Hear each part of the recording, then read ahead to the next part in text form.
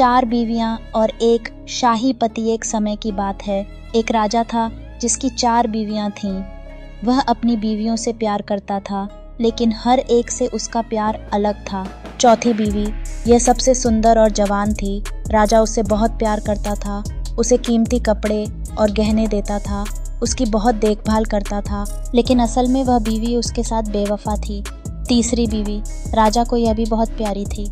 वह उसका हर समय ख्याल रखता था, लेकिन दिल में डर था कि कहीं यह किसी और के साथ न चली जाए।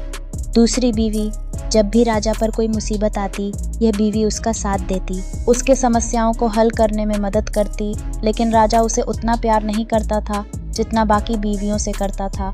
पहली पत्नी, यह पत्नी सबसे ज़्यादा वफादार थी, हमेशा राजा का साथ देती, उसकी सेहत और खुशियों का ख्याल रखती, लेकिन राजा ने उसे हमेशा नज़रअंदाज किया। मौत का वक्त आया। एक दिन राजा बीमार हो गया और उसे एहसास हुआ कि वह मरने वाला है। उसने अपनी चारों पत्नियों से पूछा, क्या तुम मेरी कब्र में मेरे साथ चलोगी? चौथी पत्नी ने तुरंत कहा, नहीं, मैं तुम्हारे बाद किसी और के साथ चली जाऊंगी। तीसरी पत्नी बोली, नहीं, मैं तो तुम्हारी मौत के बाद किसी और से शादी कर लूंगी।